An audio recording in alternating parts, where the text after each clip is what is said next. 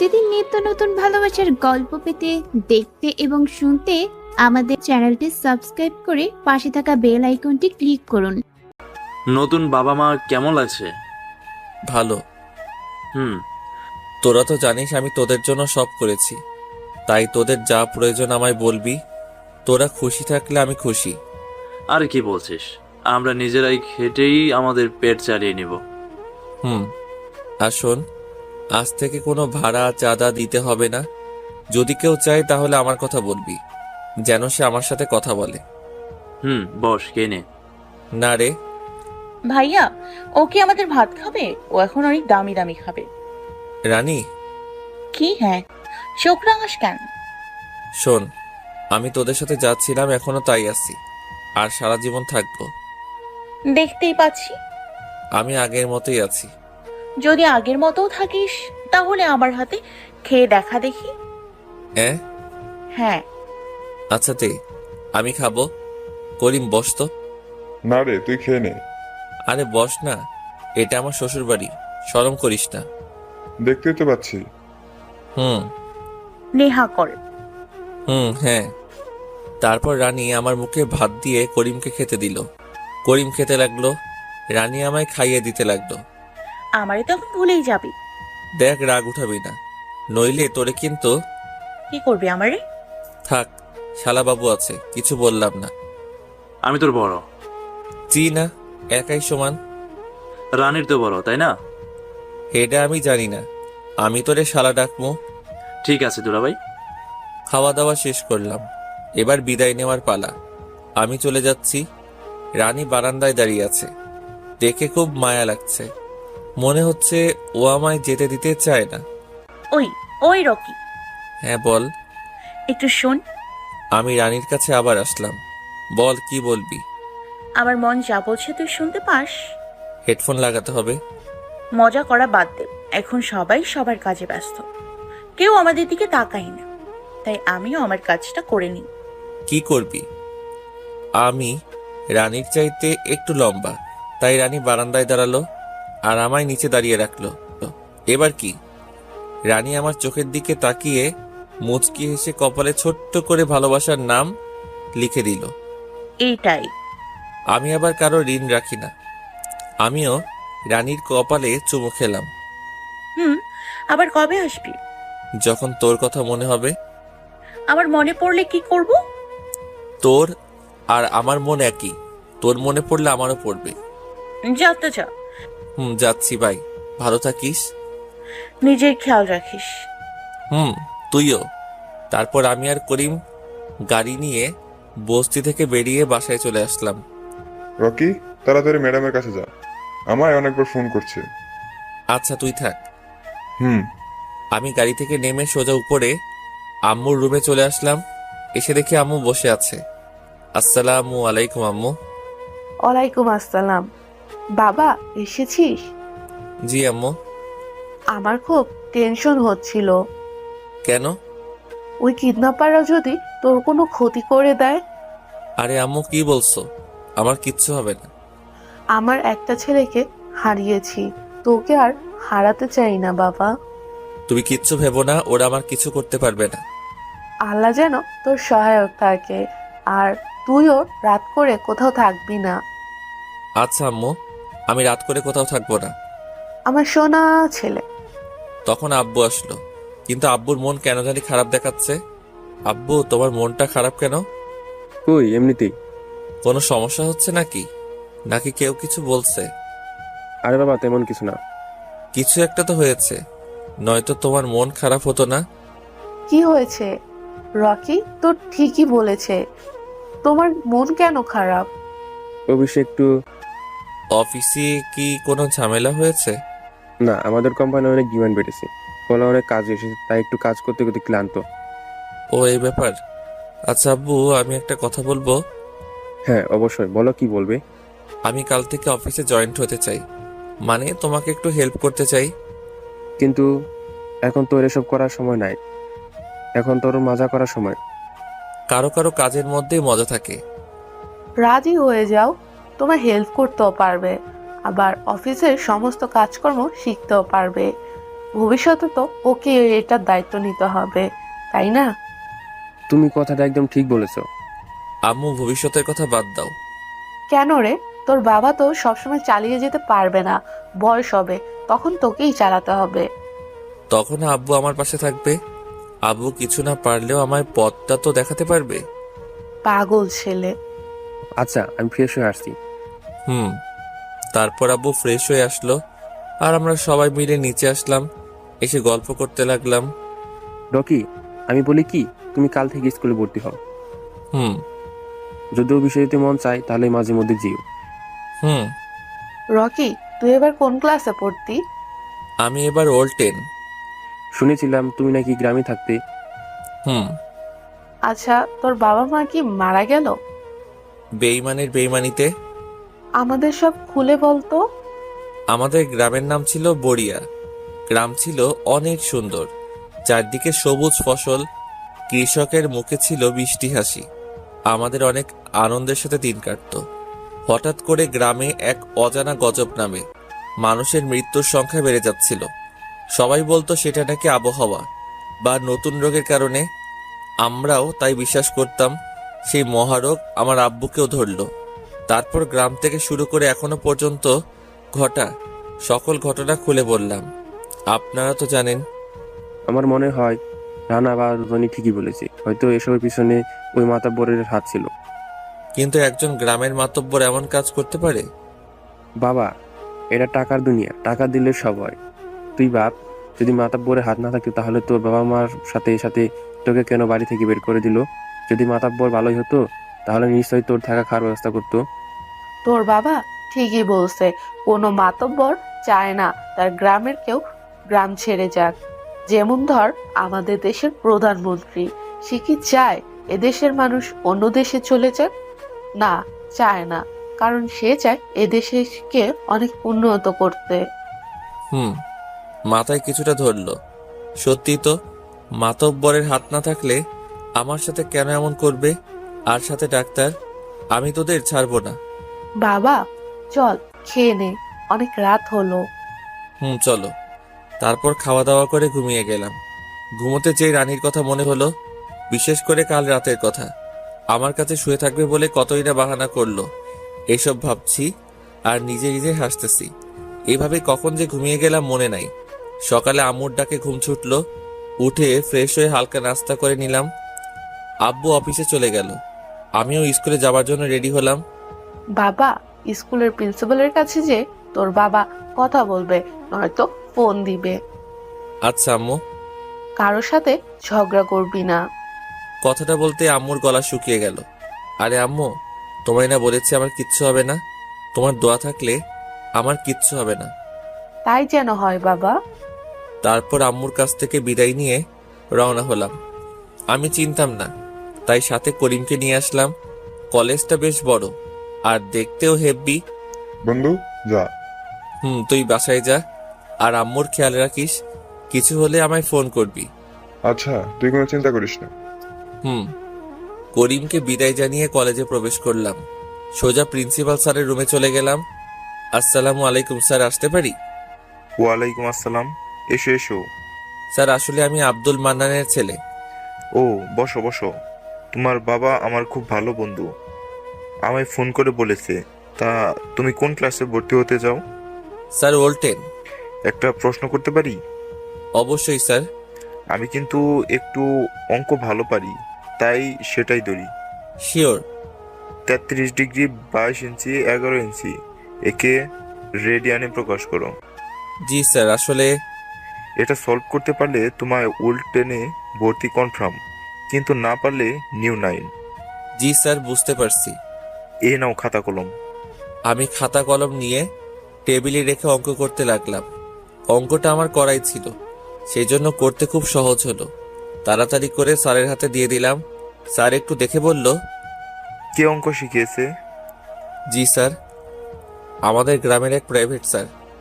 মনে হয় ভুল হয়েছে, সেই জন্য হয়তো এমন কথা বলল। বাহ, খুব ভালো, তোমার ভর্তি কনফার্ম। ধন্যবাদ স্যার। এই দিক দিয়ে বেরিয়ে সোজা গেলেই 10ম শ্রেণীর রুম দেখতে পাবা। Okay sir. তারপর স্যারকে সালাম দিয়ে বেরিয়ে সোজা যেতে লাগলাম। দরজার উপরে 10ম শ্রেণী লেখা আছে। বুঝতে আর বাকি রইল না এটাই আমার ক্লাস। বিসমিল্লাহ বলে পা বাড়ালাম। আসসালামু আলাইকুম, আসতে পারি স্যার? ওয়ালাইকুম আসসালাম, এসো। তারপর আমি ভিতরে যেয়ে দেখি অনেক ছাত্রছাত্রী। আমি পিছনে বসে পড়লাম আর ক্লাসে মনোযোগ দিলাম। ক্লাস শেষ করে বাইরে আসলাম। কলেজটা বেশ সুন্দর, আমার খুব পছন্দ হয়েছে। ক্যান্টিনে একা একা বসে আছি, তখন কে যেন পিছন থেকে বলে উঠল, হাই। পিছনে তাকিয়ে দেখি একটা মেয়ে হাতে বই নিয়ে দাঁড়িয়ে আছে। হ্যালো। আমি কি বসতে পারি? ডাবল না হলে বসতে পারেন। বুঝলাম না। না কিছু না, বসেন। ধন্যবাদ। ওয়েলকাম। আপনি কি কলেজে নতুন? নতুন না, কিন্তু আজ আসলাম। মানে? মজা করলাম, আমি আজই আসলাম কলেজে। ও, আমিও আজই আসলাম, তাই কাউকে চিনি না। তো আমায় কেমনে চিনলেন? আপনাকেও তো চিনি না।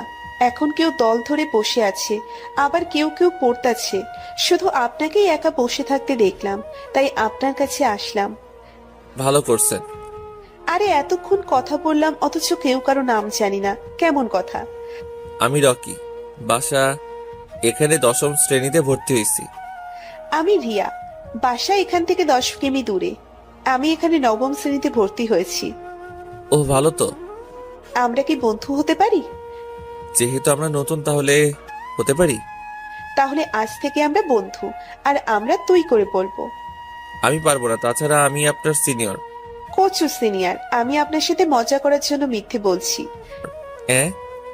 হ্যাঁ, তবে সব মিথ্যে না, শুধু 9মের জায়গায় 10ম হবে। ও তার মানে আমার সাথেই? কিন্তু ক্লাসে তো দেখলাম না। আমি তখন ক্লাসে ছিলাম না। ও। তাহলে চলো আমার আর বন্ধুদের সাথে পরিচয় করিয়ে দিই। হুম। তারপর রিয়া আমায় নিয়ে যে আরো কিছু ছেলে মেয়ের সাথে পরিচয় করিয়ে দিল। একদিনে অনেক বন্ধু পেলাম। সবকটা ক্লাস শেষ করে বাসায় চলে আসলাম। এর মধ্যে রানীর কথা মনে পড়েনি বললে ভুল হবে, একটু পরপরই মনে পড়ছিল। কলেজ থেকে রানীর কাছে যেতে চাইলাম, কিন্তু দুপুর হয়ে গেছে বলে আর গেলাম না। সোজা বাসায় চলে আসলাম।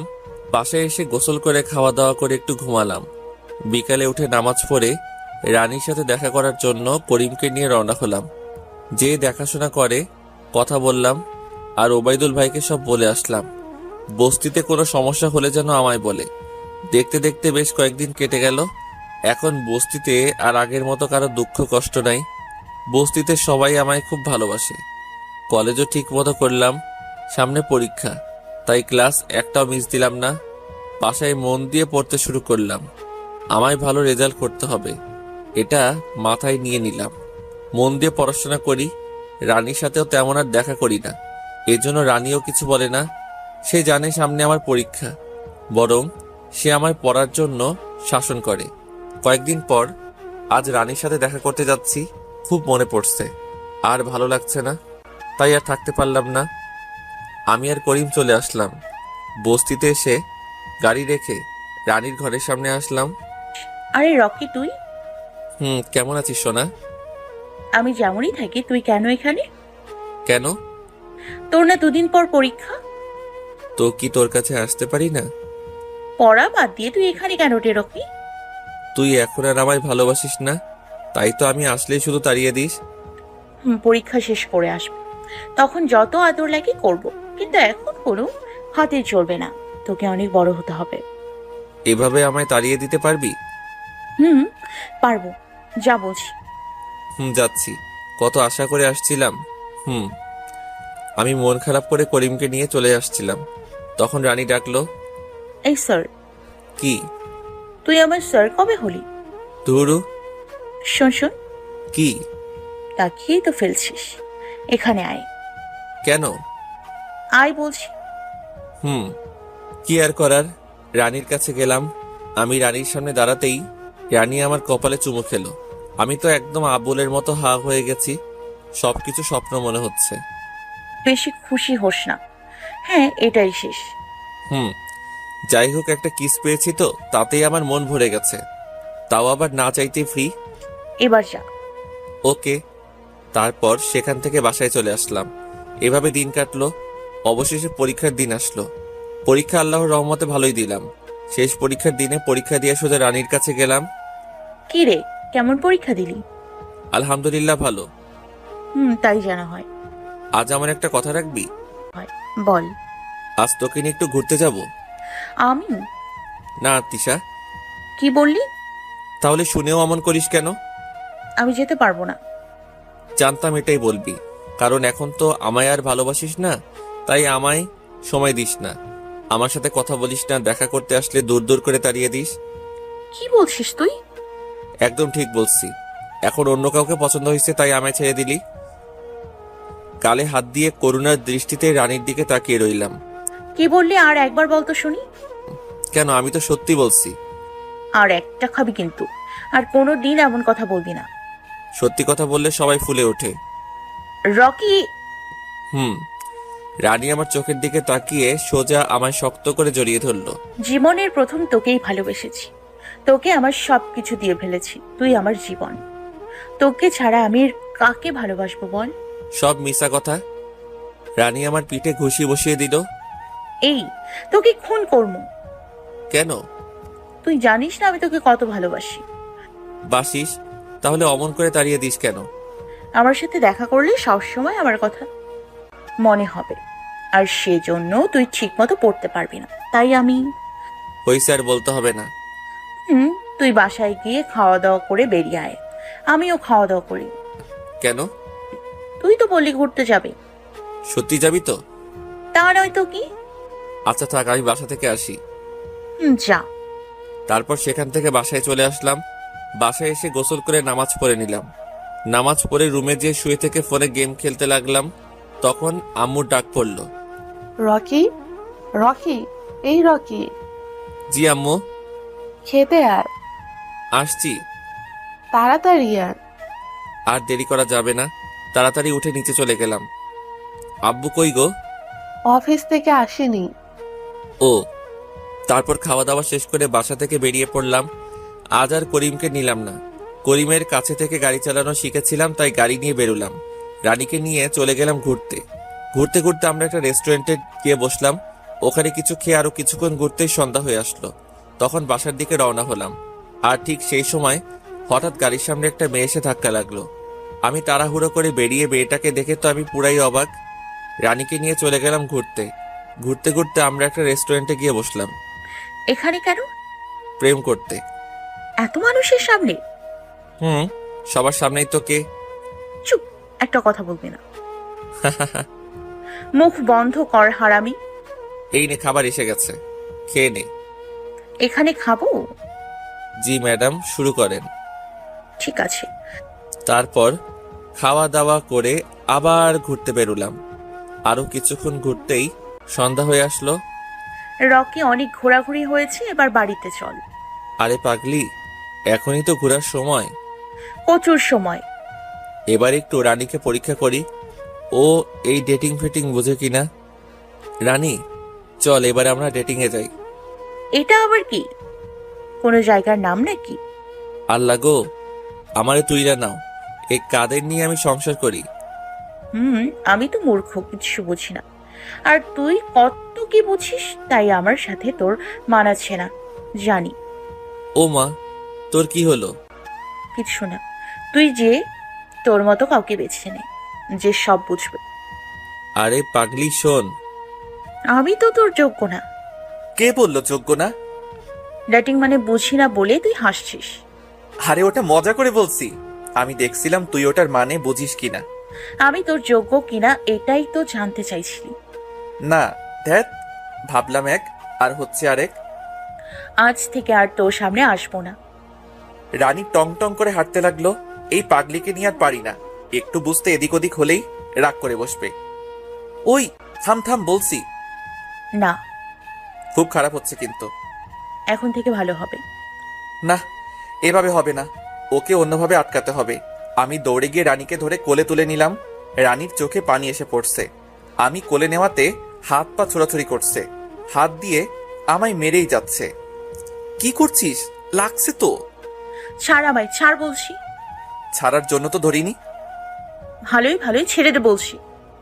তুই কি মেরে? হ্যাঁ, এত সুন্দর করে তোকে কোলে নিয়ে আসি, দু একটা পাপ্পি দিবি তা না, শুধু মেরেই যাচ্ছিস। পাপ্পি দিব তাই না? পাপ্পি? তোকে আমি লাথি দিব, লাথি। দিতে আর বাকি রেখেছিস কোথায়?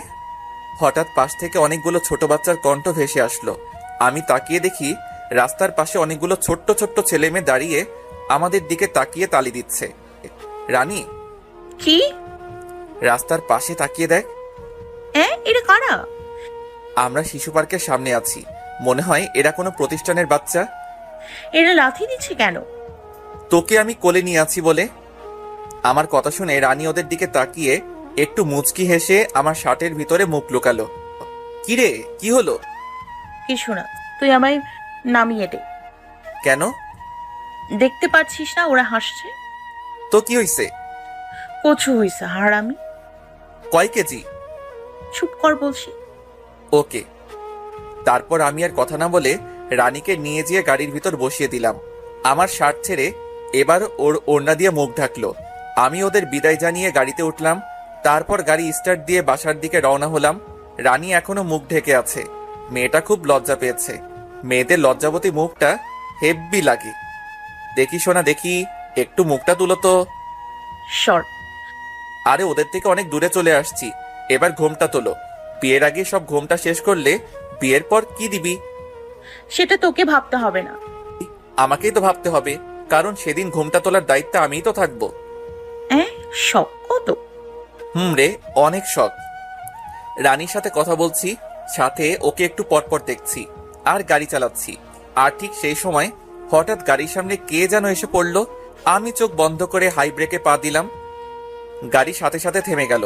গাড়ির আলোতে দেখা যাচ্ছে একটা মেয়ে রাস্তায় পড়ে আছে, গায়ে একটা শাড়ি আছে। তাই ভাবলাম হয়তো বৃদ্ধ মানুষ। আমি তাড়াহুড়ো করে বেরিয়ে মেয়েটার কাছে গেলাম। আর মেয়েটাকে দেখে তো আমি পুরাই অবাক। এ কাকে দেখছি আমি? এটা স্বপ্ন নয় তো? বিশ্বাস করতে পারছি না, এতদিন পর একে দেখছি আমি। ও আমায় দেখে সেই লেভেলের শখ খেলো। রিপা তুমি? রানা মানে জনির জিএফ নিপা, সেই নিপার চাচাতো নিপা। রকি তুই? ওরা আমায় তুই করে বলতো, যেহেতু আমি ছোট। গ্রাম থেকে চলে এসে এখানেই আছি আমি। ও, তুমি এখানে কেন? তখন রানী গাড়ি থেকে নেমে আসলো। বাহ বাহ, রাস্তাতে বসেও কি প্রেম করতে হবে? তুই চুপ কর। এই মেয়েকে তোর বউ নাকি? আরে না, এখনো বিয়েই করিনি। হ্যাঁ, আমি ওর কেউ না। আর আমায় কেন বিয়ে করবে? আমি তো ওর যোগ্যই না। আমাকে একটু দয়া করে বাড়িতে রাখতে চাচ্ছে। রানী তুই গাড়িতে বস। এখানে থাকলে বুঝি সমস্যা হচ্ছে? বেশি কথা বলবি না। যাচ্ছি। রানী রিপার দিকে মুখ ভেঙচিয়ে চলে গেল। এবার বল, তুই এখানে কার বাসায় আসছিস? আমার এই দুনিয়ায় কেউ নাই রে। আরে কি বলছিস? কি হয়েছে বল। গ্রাম ছেড়ে চলে আসছি, জানি না কার কাছে যাব। একটা ছেলে রাস্তায় বসে থেকে প্রেম করছে, আমি কাউকে বলবো না। কেমনটা লাগে কন? এখানে আমরা কি করছি? আর ওই রাক্ষসী কি বলছে? এটাকেই বলে মাইয়া মানুষ, না বুঝে শুধু চিল্লাবে। ওরা আমার সব শেষ করে দিচ্ছে। কেঁদো না, আমার সাথে চলো। আহা, কি প্রেম! রানী, আপনাকে কিছু বলিনি। রাতের বেলা এত জোরে চিল্লাস কেন? আমি আমার মুখ নিয়ে চিল্লাচ্ছি, তোর কি? কিছু না, গাড়িতে ওঠ। রিপাকে আসা দেখে রানী দৌড়ে এসে সামনের সিটে বসলো, যাতে আমার পাশে রিপা না বসতে পারে। আমি একটু মুচকি হেসে গাড়িতে উঠে পড়লাম। রানীর দিকে তাকাতেই মুখ ভেঙচি দিল। আমি আর দেরি না করে গাড়ি স্টার্ট দিয়ে বস্তিতে চলে আসলাম। বস্তির সবাই হাজির হলো। রানী গাড়ি থেকে নেমে ওর রুমে চলে গেল কাপড় চেঞ্জ করতে। এটা কোন জায়গা? এখানে আমি প্রথম এসেছিলাম, এদের জন্য আজও আমি বেঁচে আছি। ওই যে ওবায়দুল ভাইয়ের জন, তা না হলে এতদিন না খেয়ে কবেই মরে যেতাম। ও, রকি, এটা কে? ওর নাম রিপা, নিপার চাচাতো বোন। মানে রানার জিএবের চাচাতো বোন? হুম। ও, কিন্তু ও এখানে কেন? গ্রাম থেকে চলে আসছে। রিপাকে একটা চেয়ারে বসালাম। এবার বলো, তোমার সাথে কি হয়েছে? ভয় পেও না, এটা আমার পরিবার, সবাই খুব ভালো। রিপা অনেকদিন হলো মরে গেছে। হুম, জানি। জনি মেরে ফেলেছে। কি বলছিস? ওর বন্ধু হয়? ওর নামে এসব কি? ওকে অনেক বিশ্বাস করতাম, কিন্তু এমন কাজ করতে পারে ভাবতেও পারিনি। তোর ভাবনা ঠিক আছে। রিপার খুনি জনি নয়, বরং আমার চাচা, মানে রিপার বাবা। কি বলছো এসব? আমিও শুনে খুব অবাক হয়েছিলাম, কিন্তু নিজের কানকে তো আর অবিশ্বাস করতে পারি না। মানে? নিপা মরার প্রায় 1 বছর পর একদিন হঠাৎ করে নিপার কথা মনে পড়ে। আমি চাচাকে না জানিয়ে নিপার রুমে যাই। ওর জিনিসপত্র দেখে খুব মন খারাপ হচ্ছিল। ওর বিয়ের এটা ওটা নাড়তে নাড়তে একটা গিফট বক্স হাতে আসলো। খুলতে আগ্রহ হলো। খুলে দেখি একটা চকলেট আর একটা চিঠি। চকলেট দেখেই বুঝেছিলাম এটা জনের পাঠানো। তারপর চিঠির লেখা দেখে শিওর হলাম। তারপর পড়তে লাগলাম। সেটা পড়ে আমি বুঝতে পারি, এই নাও সেই চিঠি। রিপার হাত থেকে চিঠিটা নিয়ে আমি পড়তে লাগলাম। ডিয়ার নিপা, তোমার বাবার সাথে আমার কোনো শত্রুতা নেই, শুধু এতটুকুই, আমি ন্যায়ের পথে আর তোমার বাবা অন্যায়ের পথে। তোমার বাবা ডাক্তার আঙ্কেল মিলে গ্রামের মানুষকে ধ্বংস করতে চায় আর এটা অনেক দামে বিক্রয় করতে চায়, আর সেই কথা আমি জেনে গিয়েছিলাম। তারপর থেকেই আমার সাথে শত্রুতা। জানি তোমায় পাবো না, কিন্তু একটা কথা বলে রাখি, গ্রামকে বাঁচাতে তোমাকে হারাতে চাই না, আমি দুটোকেই চাই। তুমি হয়তো এসব কথা একদম বিশ্বাস করবে না, কারণ বাবার বিরুদ্ধে কোনো কথাই কেউ বিশ্বাস করে না, তাই এসব আর ভাবতে চাই না। আজ রাতে তোমায় নিতে আসছি, রেডি থেকো। ইতি, তোমার প্রাণীর স্পন্দন, জনি। এটা আমরা জানি, জনি আমাদের বলেছিল। এটা পড়ে আমার কিছুটা সন্দেহ থাকে, তাই চাচাকে জিজ্ঞেস করি। চাচা কথা ঘুরিয়ে সেখান থেকে উঠে চলে যায়। আমিও তেমন গুরুত্ব দেই না। সেই দিন রাতে আমি চাচার রুমের পাশ দিয়ে যাচ্ছিলাম। হঠাৎ চাচাকে কারোর সাথে কথা বলতে শুনি। আমি একটু থেকে গেলাম। তখন চাচা ফোনে বলছিল, আরে না, কোনো চিন্তা করবেন না, আমরা খুব তাড়াতাড়ি গ্রাম খালি করে দিব। এখানে ঝামেলা করলে সরকারের হাতে চলে যাবে। এখন আমাদের কাজ আবার শুরু করব, সে ভেজাল ওষুধ। তখন ডাক্তার ওপাশ থেকে বলে, তোমার মেয়ে আর জনি জেনে গেছিল বলে আমরা এতদিন চুপ করেছিলাম, যাতে কথাটা কেউ আন্দাজও করতে না পারে। ভুল হয়েছে, অনেক বড় ভুল। প্রধান মাতব্বরের মেয়েকে আমার পর যদি তখনই ওর সব জিনিসপত্র শেষ করে দিতাম, তাহলে আজ আমার ভাইয়ের মেয়ে কিছুতেই জানতে পারতো না। কে জেনেছে? নিপার কিছু একটা থেকে রিপা জেনে গেছে, আর সেটা আমায় প্রশ্ন করেছে। আমি তো কোনো মতে উঠে এলাম, কিন্তু একে না সরালে আমাদের উদ্দেশ্য কোনোদিন পূরণ হবে না। ওকেও মেরে দাও। আমি এটা শুনে ভয় পেয়ে যাই। দৌড়ে রুমে এসে দরজা ভালো করে আটকে শুয়ে পড়ি। তোমার বাবাকে কেন বলনি? বলেছি, কিন্তু কেউ বিশ্বাস করেনি, উল্টো আমায় অনেক বকেছে। তারপর কি হলো? একদিন সকালে ঘুম থেকে উঠে দেখি বাবার মা নেই, তারা মরে গেছে। আমি কান্নাকাটি করে সবাইকে ডাকতে চাই, কিন্তু কেউ কাছে আসে না। সবাই আমার দিকে ঘৃণার চোখে তাকায়। কেন? আমিও তখন জানতাম না। একটু পর চাচা সহ গ্রামের সবাই হাজির হয় আর বলে আমি নাকি দেহ ব্যবসা করি। বলেই কাঁদতে লাগলো। কি? আর আমার বিরুদ্ধে 5 জন সাক্ষী দেয়, তাদের সাথেও নাকি। মুখে হাত দিয়ে কাঁদতে লাগলো। না, অনেক মেনে নিয়েছি, আর না, ওদের কিছু একটা করতেই হবে। ঠিক বলছিস, নয়তো একে একে সবাই মরে যাবে। আমি কালকে গ্রামে যাব, ওই মাতব্বর আর ডাক্তারকে উচিত শিক্ষা দিতে। রকি, তুই তো পুলিশের সাহায্য নিতে পারিস। কোনো লাভ হবে না, প্রমাণ ছাড়া কিচ্ছু হবে না। তাহলে কি করতে চাচ্ছিস? আগে প্রমাণ জোগাড় করতে হবে, তারপর অ্যাকশন। কিভাবে প্রমাণ বের করবি? জানি না, তবে যে করেই হোক বের করে নিব। তখন রানী ওর ঘর থেকে বেরিয়ে আসলো। আমার দিকে তাকিয়ে মুখ ভেঙচিয়ে ওবায়দুলের পাশে দাঁড়ালো। মাথায় একটা খারাপ বুদ্ধি উকি দিল। জানিস ওবায়দুল, আজ একটা মেয়ে ভূতে ভয় করে বলে তাড়াতাড়ি বাসায় চলে এলো। কি বলছিস? এই আমার দুর্নাম করবি না। আমি কারো নামে দুর্নাম করিনি। তাহলে এক্ষুনি কি বললি? যা সত্যি তাই বললাম। প্রচুর সত্যি। Who are you Ripa? I am fine, and you? I am very very fine. ভাইয়া, বল। আমি পড়াশোনা করতে চাই, আমিও ইংরেজি শিখতে চাই। কেন?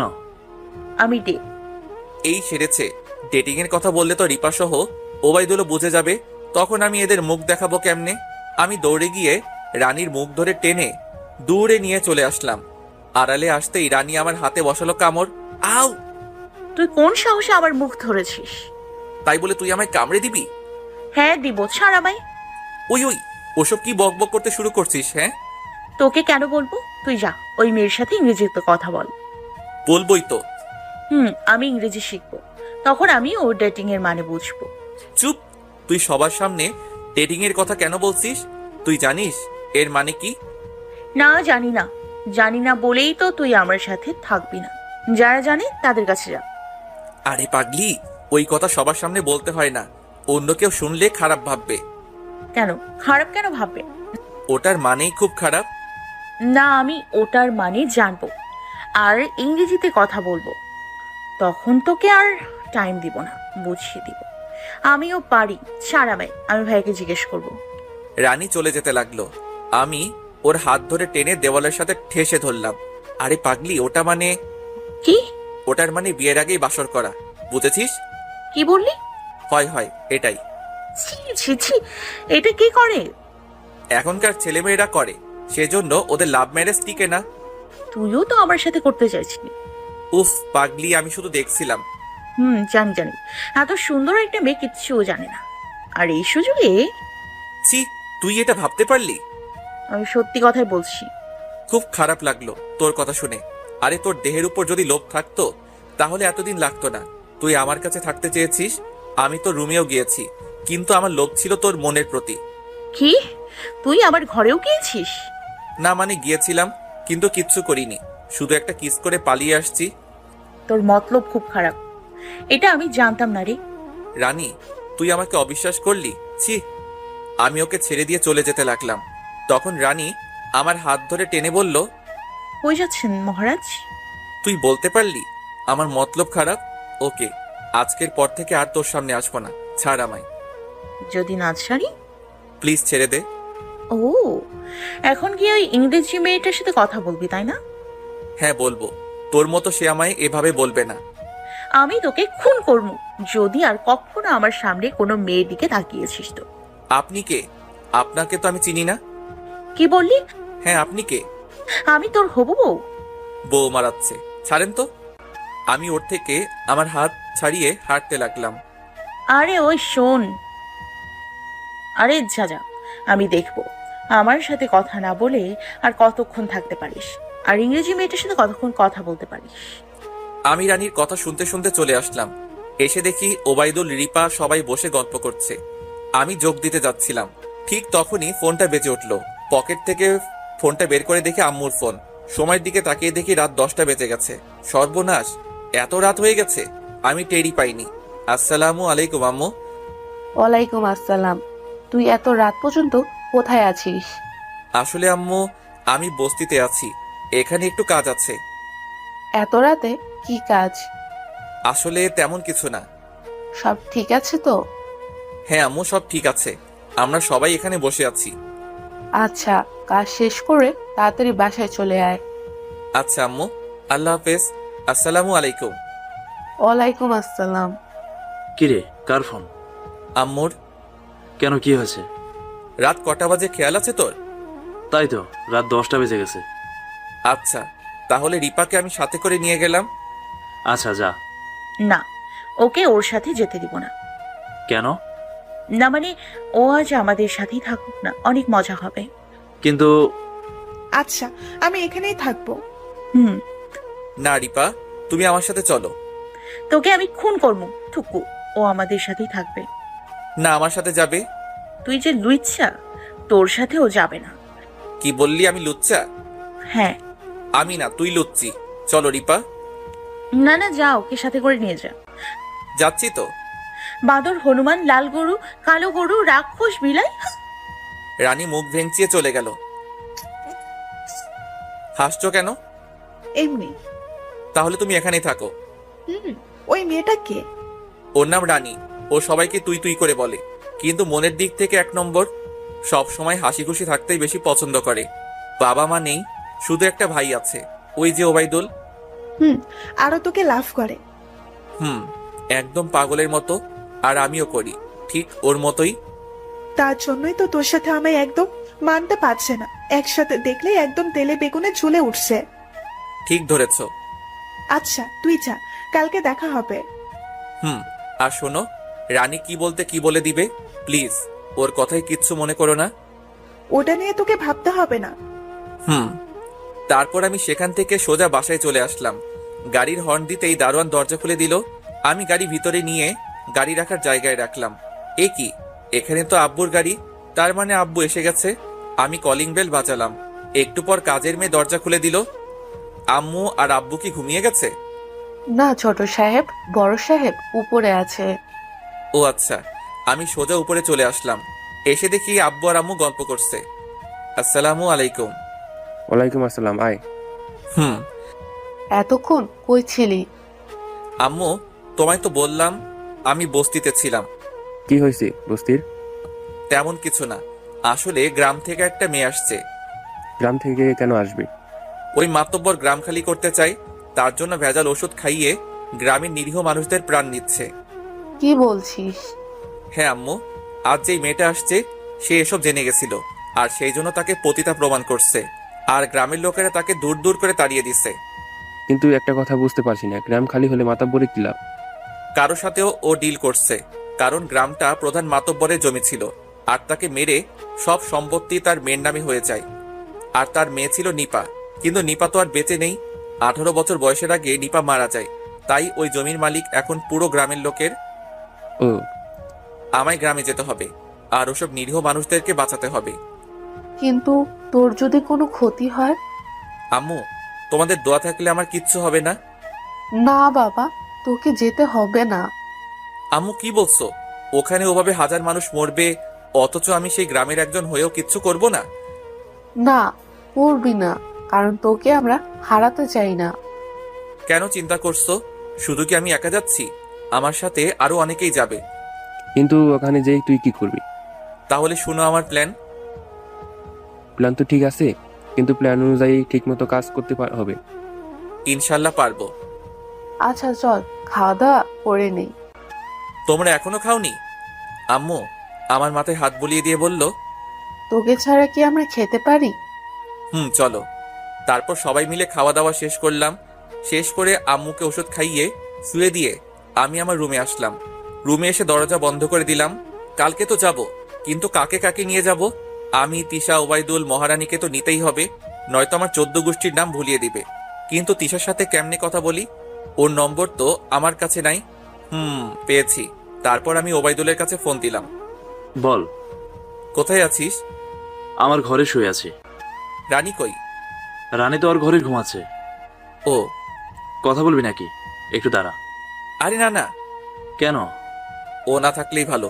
শোন, আমি যা বলি তাই করি। বল। আমি যখন অসুস্থ হয়ে বস্তিতে আসছিলাম, তখন তিশা আমার চিকিৎসা করছিল না? কেন বলতো? ওটা কি আছে? থাকবে না কেন? ওটাতে দেখো তিশার ফোন নম্বর আছে। দাঁড়া দেখি। একটু পর। পেয়েছি। নম্বরটা বলো। 01630365174। ধন্যবাদ। বাইরে বিরক্ত করার জন্য সরি। আরে পাগল, কি বলছিস? আচ্ছা ঘুমা। আর শোন, কালকে আমার সাথে তুইও গ্রামে যাচ্ছিস। আমি কেন? আমি কোনো কথা শুনতে চাই না। আচ্ছা, সেটা কালকে হবে। ঘুমা।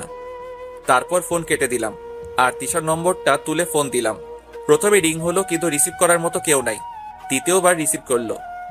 আসসালামু আলাইকুম, কে বলছেন? ওয়ালাইকুম আসসালাম, আমি আপনার স্বামী বলছি। Sorry, wrong number. আরে আরে, তুমি তিশা না? কার কাছে ফোন দিয়েছেন? আর কে আপনি? আরে আমি রকি। আরে রকি, কি খবর? আমায় তো একদম ভুলেই গেছো। হ্যাঁ, আমি তিশা। আরে কি যে বলো না, ভুলে গেলে কি ফোন দিতাম? তা কেমন আছেন স্যার? তিশার এমন মায়া ধরানো কথায় আমি ক্রাশ খেয়েছিলাম। আমি তো ভালো আছি, তুমি কেমন আছো? আমিও ভালো। পিএফ কেমন আছে? ওর কথা আর বলো না তো। কেন, কি হইছে? অফিসে কাজের জন্য দেশের বাইরে গেছে। ও। হুম। তিশা আমার একটা হেল্প করতে পারবে? হ্যাঁ নিশ্চয়ই, বলো। তিশাকে সব খুলে বললাম। এতে সাহায্য চাওয়ার কি আছে? মানুষের বিপদে পাশে দাঁড়ানোই তো একজন ডাক্তারের প্রধান কাজ। ধন্যবাদ।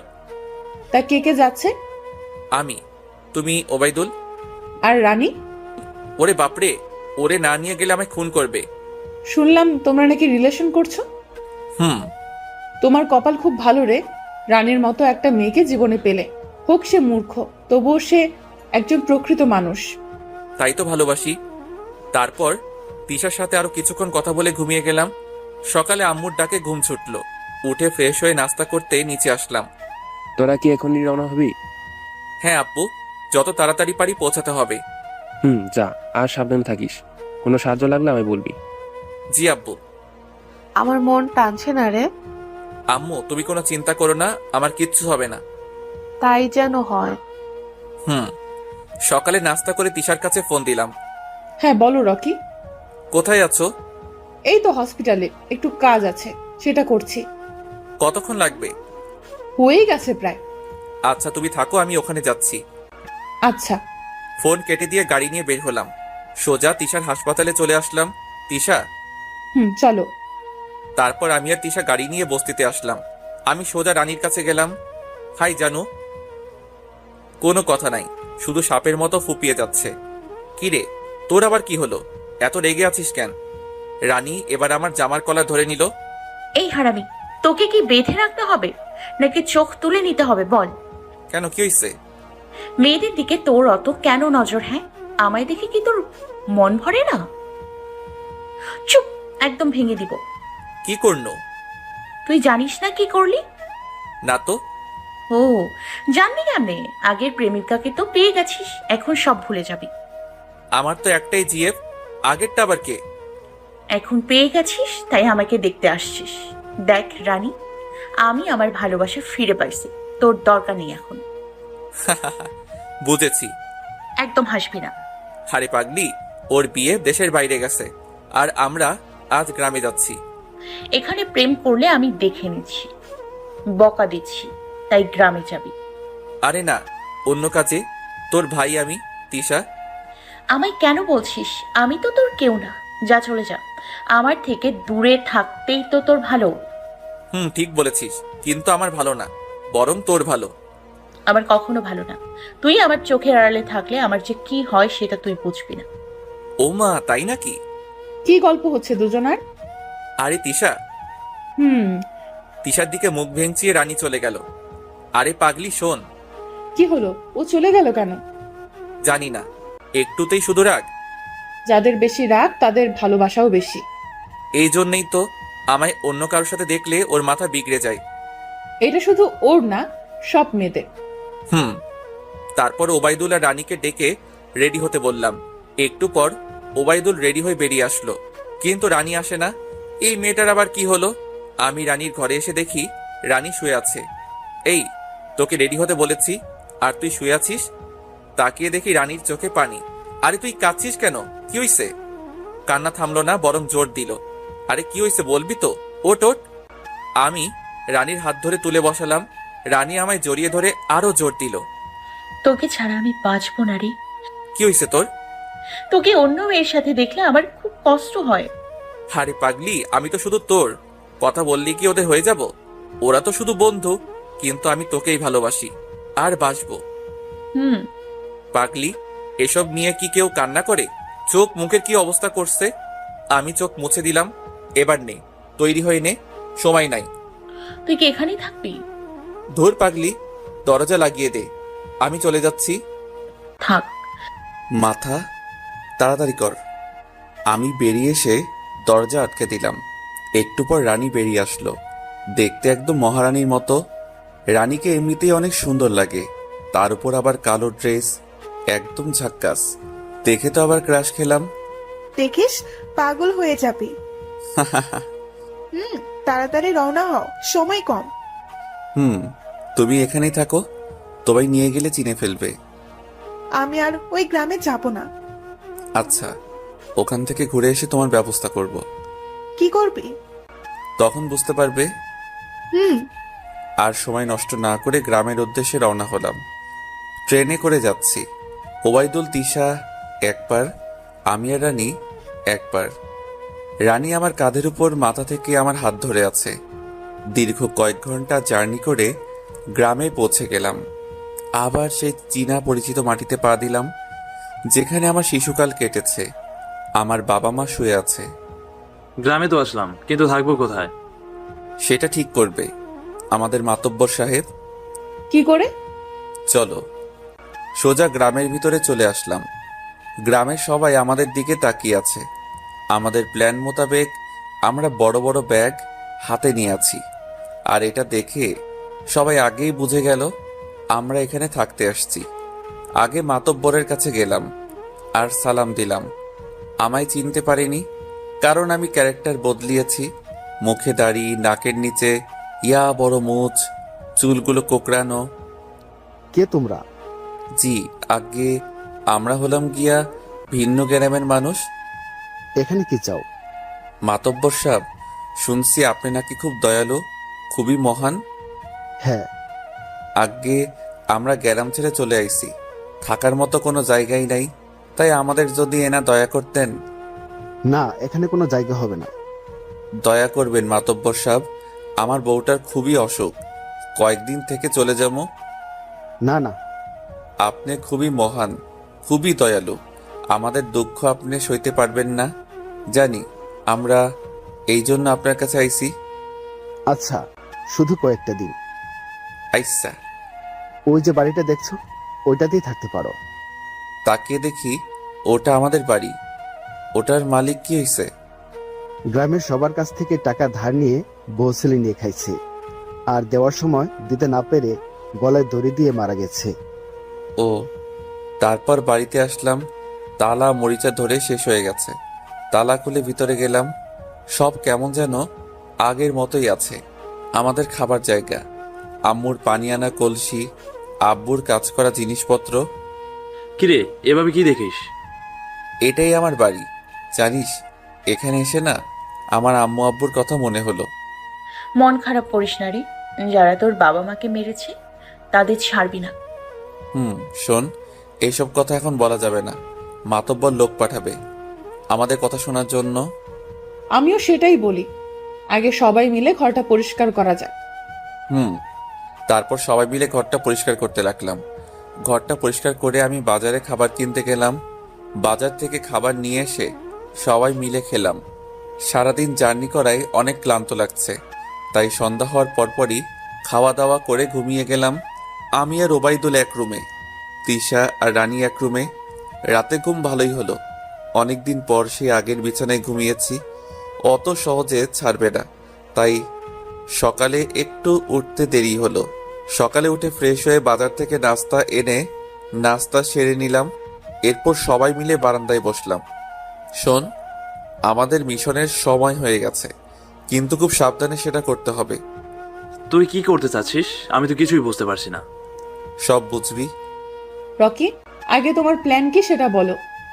শোনো, ডাক্তারের সাথে রোগীর সম্পর্ক থাকে, আর তাই আমাদের সেটাই বেছে নিতে হবে। বুঝিনি। শোন, আমাদের মধ্যে কেউ রোগীর অভিনয় করবে, আর মাতব্বরের হাসপাতালে ভর্তি হবে। সেখানে যা ওষুধ দিবে সেটা এনে তিশা চেক করবে সেটা কি ওষুধ। কি তিশা পারবে তো? অবশ্যই পারবো। এটা তো ফটাকেস্টোর ছবির কাহিনী। হয় এটা মিঠুর কাকুর সিরেকা, তবে এটাই এখন আমাদের কাজে লাগাতে হবে। কিন্তু কে রোগী হবে? আমি হতাম, কিন্তু এরা আমার ব্লাড গ্রুপ, আবার চেক আপ করার সময় যদি আসল চেহারা দেখে নেয়। তাই তো। রুগী হবে রানী। কি বলছিস? আরে ভয় পাস কেন, আমি তো তোর সাথে থাকবো। কি করে? আমি তোর কে হই? এটা আবার বলতে হবে? তুই আমার লক্ষ্মী বর। সেটাই হয়ে থাকবো। সত্যি? সত্যি। আর আমি একা রানীর কাছে থাকলে ওরা সন্দেহ করতে পারে, আবার হাজারো প্রশ্ন করতে পারে, তাই তুইও আমার সাথে থাকবি আমার ভাই হয়ে। আচ্ছা। আর তিশা, তুমি এখানে থাকবা, আমরা ওষুধ এনে তোমায় দেখাবো। না, এটা করা যাবে না। কেন, আবার কি হলো? যদি অপারেশনের রুমে রানীকে নিয়ে গিয়ে উল্টাপাল্টা কিছু খাইয়ে দেয় তাহলে? একদম ঠিক, তার চেয়ে বরং আমি যাব, কোনো ক্ষতিকারক ওষুধ হলে সাবধান হয়ে যাব। কিন্তু এটাতে কি কাজ হবে? না হলে আরো উপায় ভাবতে হবে। এইটা আগে চেষ্টা করে দেখি।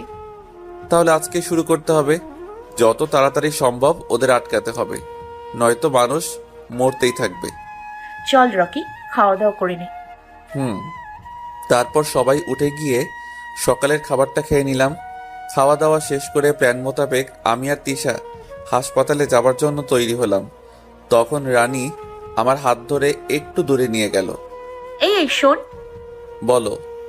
তুই ওদের বলবি তিশা তোর বোন। ওকে। বোন থেকে যদি উপরে ওঠে তাহলে তোর 12টা বাজাবো। আচ্ছা, উঠবে না। মনে থাকে জানো। খুব মনে থাকবে। যা। তারপর আমি তিশাকে নিয়ে হাসপাতালে চলে আসলাম। সোজা নার্সের কাছে নিয়ে গেলাম। নার্স, ইনাকে বাঁচান। কি হয়েছে? গ্যাস, প্রচন্ড গ্যাস, কিচ্ছু খেতে পারে না। আচ্ছা দেখছি, আপনি বাইরে থাকেন। নার্স তিশাকে নিয়ে অপারেশন থিয়েটারে নিয়ে চলে গেল। আমার মনে তো লাড্ডু ফুটতেছে, এত সহজে কাবু হয়ে গেল। কিন্তু একটা ব্যাপার আছে, আমি গ্যাসের কথা বলাতেও অপারেশন থিয়েটারে কেন নিয়ে গেল? গ্যাসের জন্য কি অপারেশন করতে হয়? কি জানি বাবা, আমি এসব ডাক্তারি বুঝি না। এখন অপেক্ষা করা ছাড়া উপায় নাই। অনেকক্ষণ অপেক্ষা করার পর তিশাকে নিয়ে বাইরে আসলো। তিশার দিকে তাকিয়ে দেখি চোখ মুখ লাল হয়ে গেছে। এই নিন, এই ওষুধগুলো ঠিকমতো খাওয়াবেন। জি ম্যাডাম, আবার দেখা হবে। অবশ্যই। আপনার নম্বরটা দিবেন প্লিজ। কেন? আসলে আমার মন খুব ভোলা, একটুতেই সব ভুলে যায়, তাই আপনাকে ফোন দিয়ে মনে করিয়ে নিতাম। ওকে, তুলেন। ধন্যবাদ ম্যাডাম। ওয়েলকাম।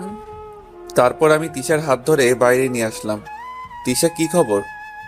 তাড়াতাড়ি বাসায় চলো। তুমি কি ঠিক আছো? হুম। তিশাকে নিয়ে তাড়াতাড়ি বাসায় চলে আসলাম। ওবায়দুল ভাই, আমার ব্যাগে দেখেন একটা ছোট্ট ব্যাগ আছে। হ্যাঁ, পেয়েছি। দেন।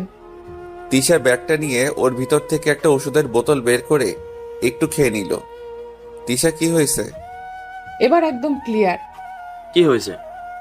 রকি, এটাকে বলে হোমিওপ্যাথিও। এই হসপিটালে হোমিওপ্যাথি ইউজ করা হয়, যার ফলে কেউ সন্দেহ করতে পারবে না যে এই ওষুধ খেয়ে মানুষ মরছে। আমি এসবের কিচ্ছু জানি না, যতটুকু জানি বলছি, ভুল হলে মাফ করবেন। কি বলছো? কিছুই বুঝি না। হোমিওপ্যাথি একটা নাম করা ওষুধ এবং অনেক শক্তিশালী সম্পূর্ণ। তাহলে কি এটা খেয়ে মানুষ মরে না? হ্যাঁ, মরে। কি করে? এত ভালো ওষুধ খেয়ে কিভাবে মানুষ মরবে? রকি, একটা কথা ভুলে যেও না, সবকিছুর দুটো সাইড আছে, নেগেটিভ আর পজিটিভ। তার মানে এরা নেগেটিভ সাইড ইউজ করে? না, দুটোই করে, তবে নেগেটিভ বেশি। যখন কাউকে এদের সন্দেহজনক বলে মনে হয় তখন তারা পজিটিভ সাইড ব্যবহার করে, যাতে কেউ বুঝতে না পারে। কি করে সম্ভব?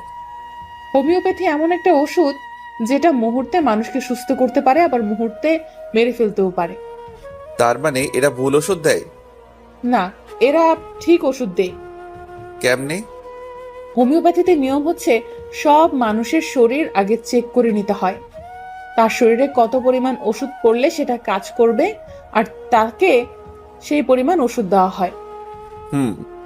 এরাও প্রথমে চেক করে তার শরীরে কত পরিমাণ ওষুধ পড়লে সেটা বিপরীত কাজ করবে, আর সেই মাপের ওষুধ দেয়। ফলে মানুষের শরীরে বিপরীত কাজ করে, আর এক সময় পরে সে মারা যায়। কিন্তু আমরা এখন কি করব? করার মতো কিছু নেই, এরা খুব চালাক। যতই চালাক হোক, আমি ওদের বাপ, আমিও দেখব কে কত চালাক। কি করতে চাচ্ছিস? এবার আমি ওদের হোমিওপ্যাথিক মাইর দিব। এবার সোজাসুজি অ্যাকশন চলবে। মানে? আচ্ছা, এটা বলো, যেই নার্স তোমায় নিয়ে গেছিল সে কি আসলে ডাক্তার? ও ডাক্তার কিনা এই কেমনে বলবে? ওর চলন দেখে তো মনে হচ্ছে ও ভালোই ডাক্তার। না, ও শুধু নার্স, ডাক্তাররা ওকে একটু শিখিয়ে রাখছে। প্রথমে ওকেই করব। ওই কি করবি? হ্যাঁ, কি করবি? আরে তুই এমন ভাবে রাখছিস কেন? তুই কি করতে চাইলি? আরে কিডন্যাপ করতে চেয়েছি। ও হ্যাঁ, কিডন্যাপ করবি মানে? তুই চুপ থাকতো, তুই এসব বুঝবি না। কেন বুঝবো না? চুপ কর, বললাম তো বুঝবি না। এবার যা। রানী মুখ হাফ করে চলে গেল। আরে ওকে কেন বকছো? দেখছো না, আমি বলি এক আর ও ভাবছে আরেক। ভাববেই তো, কারণ ও তোমার জিএফ। আরে ওদের কথা বাদ দাও তো, ওরা এখনই ঝগড়া, আবার এখনই মিল। দুই পাগলা পাগলি মিলেছে ভালো। রকি, তুই কিডন্যাপ করার কথা বলছিলি, কাকে কিডন্যাপ করবি? ওই নার্সকে আমাদের চাই, নয়তো আমরা এখন কিচ্ছু করতে পারবো না। কিন্তু নার্সকে দিয়ে কি করবা? ওকে সরিয়ে ওর জায়গায় তুমি যাবা। কিন্তু যদি আমায় চিনে ফেলে? চিনবে না, কারণ ওই নার্সটা সব সময় মাস্ক পরে থাকতো, আর তুমিও পরবা। সেটা তো বুঝলাম, কিন্তু ওখানে গিয়ে আমি কি করব? অপারেশন করতে গেলে নিশ্চয়ই নার্সকে সাথে নিয়ে যাই। বুঝতে পারছি। আর সেখানকার সব ইনফরমেশন ফোনে রেকর্ড করবা। তারপর? তারপর আমি সেগুলো কপি করে আব্বুকে দিব, আর আব্বু যা করার করে দিবে। হুম। একবার যদি সেটা পুলিশ বা আর্মির হাতে পড়ে তাহলে আমাদের কাজ হয়ে যাবে। কিন্তু ওই নার্সকে কেমন সরাবি? ওটারও প্ল্যান করতে হবে। হুম। আচ্ছা তিশা, এটা বলো, ওই নার্সের এমন কোনো বিষয় আছে যেটাতে তুমি অবাক হয়েছো? অবাক অবাক অবাক, হ্যাঁ, একটা বিষয় আছে যেটা দেখে আমি অবাক হয়েছি। কি সেটা? একটু পর ওর ফোনে ফোন আসছিল, আর যখন ও রিসিভ করতো তখনই কারোর সাথে যেন ঝগড়া করতো। এমন ভাব করছিল যেন খুব ঝগড়া হয়েছে, আর ও খুব রেগেছিল। নিশ্চয়ই ওর বিএফ, নয় তোর বর। আর একটা বিষয়, ফোনে কথা বলে না হয়ে মেসেজ করতে লাগলো। তার মানে বিএফ, কারণ এখনকার স্বামীরা তার স্ত্রীর সাথে চ্যাটিং করে না, সরাসরি ফোনে কথা বলে, আর তাও আবার এটা গ্রাম। হুম। আগে জানতে হবে ওর বিএফটাকে আর কি নিয়ে ঝামেলা চলছে। কি করে জানবি? ও ফোনে বলছিল দুপুরে নাকি ও ফ্রি থাকবে, তখন করবে, এমনটাই বলছিল। কি করবে? সেটা জানি না। দুপুরে করবে? কি করবে দুপুরে? আচ্ছা তিশা, তোর বিএফ এর সাথে যখন ঝগড়া হয় তখন কি কি করতে চাও? ওর সাথে কথা বলতে চাই না, ওর সাথে দেখা করে ব্রেকআপ করতে চাই। কারেক্ট, দেখা করতে চাই। নার্সের বিএফ এর সাথে ঝগড়া হয়েছে, এখন তার সাথে দেখা করে ব্রেকআপ করতে চাই। হুম, কিন্তু আমরা তো ব্রেকআপ করি না, দুজন দুজনের মুখ দেখলে সব ভুলে যাই। যখন তোমার রাগটা হাইফাই থাকে তখন তখন ভাব দেখিয়ে চলে আসি, যাতে আমার রাগ কমানোর জন্য সে আমায় জড়িয়ে ধরে। হ্যাঁ, আমার বিশ্বাস নার্সের ক্ষেত্রেও তাই হবে, আর সেই সময়টুকু আমাদের কাজে লাগাতে হবে। ওদের ঝগড়া শুনে মনে হচ্ছিল দুজনই সেই রেগে আছে। মেয়ে রাগ দেখিয়ে চলে আসবে, আর ছেলে রাগ দেখিয়ে ওকে আটকাবে না। হুম। সেই সময় একই ড্রেস একই মাস্ক পরে নার্সের পাশে দাঁড়াবে, তখন আমরা আসলটাকে তুলে নিব, আর নকলটা যাবে হাসপাতালে। হুম। কিন্তু ওর বিএফ কে? কোথায় থাকে? এসব জানার জন্য তুই ঠিক দুপুরে নার্সের পিছু করবি। কি বলছিস? এছাড়া উপায় নাই। আচ্ছা ঠিক আছে। রকে যাও, রানীর রাগ ভাঙাও। কই আমার মহারানী? ওই তো মন খারাপ করে বসে আছে। তারপর আমি রানীর কাছে গেলাম। হাই জানু। রানী ঘাড় ঘুরিয়ে এক নজর দেখলো, আমি দেখলাম ওর চোখ দুটো লাল হয়ে গেছে। রানী সরি। এই তো কান ধরছি, আর কখনো তোকে বকা দিব না। রানী তবুও কথা বলে না। শোন, আমার কিস নিতে ইচ্ছে করছে। তো আমি কি করবো? আমায় কিস করবি? পারবো না। দিবি কিনা বল। আপনাকে কেন কিস খাবো? আচ্ছা, তাহলে অন্য কারো কাছ থেকে কিস নিতে হবে। কেন? নয়তো আমার মনের ইচ্ছা পূরণ হবে না। ও, যাই, কেউ আছে নাকি দেখি। আমি উঠে যেতে লাগলাম, তখনই রানী আমার শার্টের কলার ধরে টান দিয়ে ওর কোলে আমার মাথা রাখলো, আর সাথে সাথে 4 ঠোঁট এক করে নিল। আমি তো একদম অবাক, চাইলাম কি আর পেলাম কি। তবে ভালোই হয়েছে। একটু পর কটাস করে আমার ঠোঁটে বসালো কামড়। আমি চমকে উঠে ছাড়িয়ে নিলাম। ওই রাক্ষসী, ওই এত জোরে কামড়ে দিলি কেন? আর কোনো দিন কারোর কাছ থেকে কিস নিতে যাবি বল? নিবই তো। কি বললি? আবার দিব? না না, আর কোনোদিন কারো কাছে কিস চাইবো না। আবার শুধু আমার কাছে চাবি, আর কারোর কাছে না। ওকে ওকে। মনে থাকে যেন। Okay madam. তারপর ওভাবেই বেঞ্চের উপর রানীর কোলে মাথা দিয়ে শুয়ে আছি। রানী আমার মাথায় হাত বুলাচ্ছে, আর দুজনের মাঝে চলছে মধুর গল্প। সেই মধুর গল্প আর বেশিক্ষণ থাকতে দিল না। ফোনটা নাচতে লাগলো। হাতে নিয়ে দেখে ওবাইদুলের ফোন। তোর ভাই ফোন দিছে। ভাইয়া তো এটিই ছিল। কই দেখা তো যাচ্ছে না। এই দুপুরবেলা গেল কই? ও, দুপুরে ওই নার্সের পিছু করতে বলেছিলাম। মনে হয় সেখানে গেছে। বাপরে, তোর ভাইয়ের তো কাজে সেই মন আছে। বকবক না করে কলটা ধর। ফোন রিসিভ করলাম।